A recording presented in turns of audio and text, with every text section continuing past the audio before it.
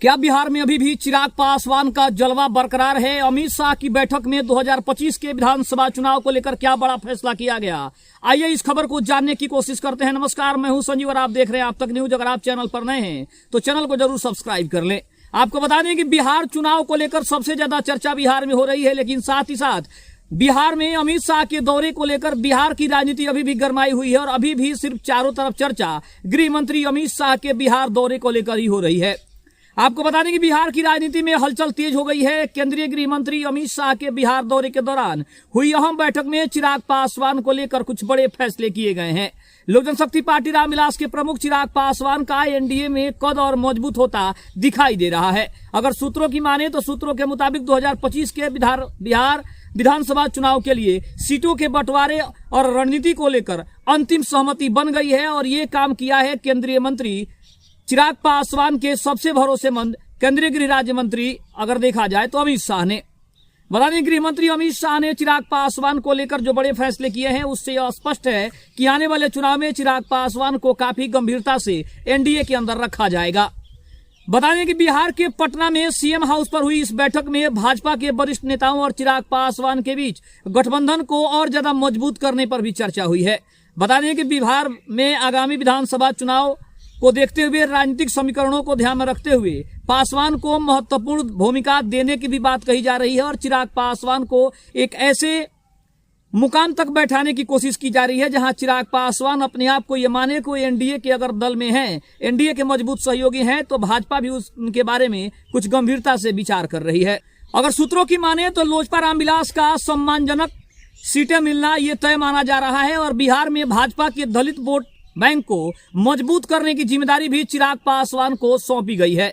इससे साफ है कि भाजपा चिराग पासवान को बिहार की राजनीति में बड़ा चेहरा बनाने की पूरी तैयारी कर रही है।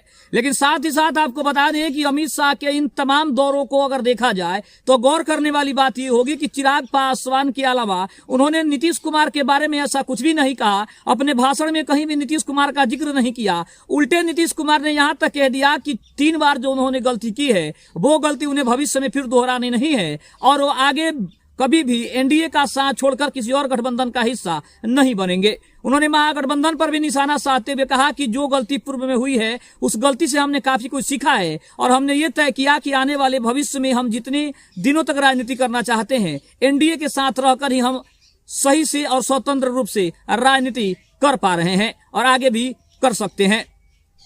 इसके अलावा अगर बात करें तो चिराग पासवान की ताकत क्यों बढ़ रही है? आखिर चिराग पासवान के ऊपर एनडीए के सभी दलों को क्यों भरोसा है? इसके पीछे के अगर कारणों को समझने की कोशिश करें तो 4 जो सबसे बड़े कारण हैं वो कहीं ना कहीं चिराग पासवान को सबसे ज्यादा मजबूत बना रहे हैं।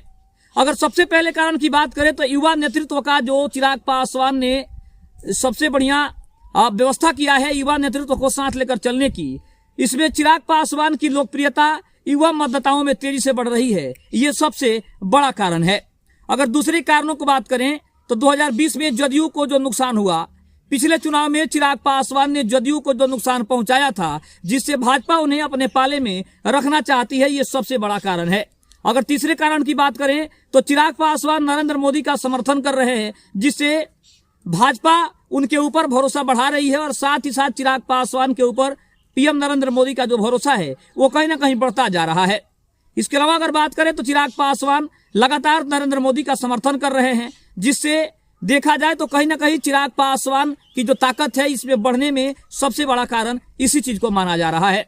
लेकिन अब सवाल उठ रहा है कि क्या 2025 में एनडीए के लिए चिराग पासवान एक बार फिर से हनुमान की भूमिका में होंगे? जो काम उन्होंने 2024 के लोकसभा चुनाव में किया था क्या उसी इतिहास को 2025 के विधानसभा चुनाव में दोहरा सकते हैं? इसके अलावा अगर हम बात करें तो भाजपा की रणनीति साफ दिख रही है। चिराग पासवान को बिहार में एक बड़ा चेहरा बनाने की जो उसकी कोशिश है वो कहीं ना कहीं आगे आने वाले समय में कामयाब होती दिखाई दे रही है। अगर चिराग पासवान को मजबूत सीट शेयरिंग मिलती है तो वह 2025 के चुनाव में राजद और जदयू के लिए सबसे कड़ी चुनौती पेश कर सकते हैं।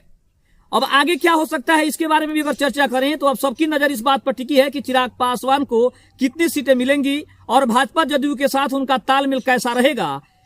इसके अलावा अगर बात करें तो अमित शाह के इस बैठक के बाद इतना तो तय है कि चिराग पासवान का जलवा बिहार की राजनीति में बरकरार है और आने वाले चुनाव में वह एक बड़ी भूमिका निभाने वाले हैं। साथ ही साथ अगर बात करें तो चिराग पासवान ने अपनी लोकप्रियता से सबसे ज्यादा बीजेपी और एनडीए के बड़े बड़े नेताओं को कहीं ना कहीं ये साबित करने की कोशिश की है कि आने वाले चुनाव में वो सबसे कामयाब नेता साबित हो सकते हैं।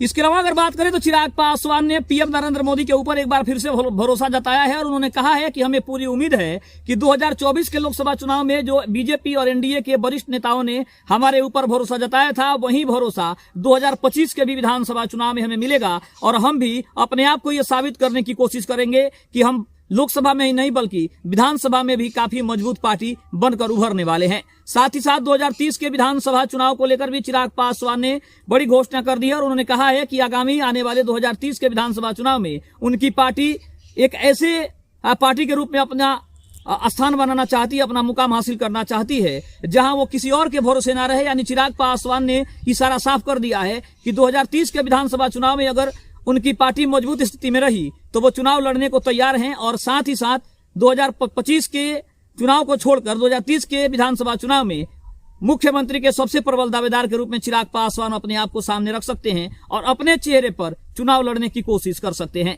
आपको क्या लगता है कमेंट बॉक्स में जरूर लिखिएगा। तब तक के लिए धन्यवाद। जय हिंद, जय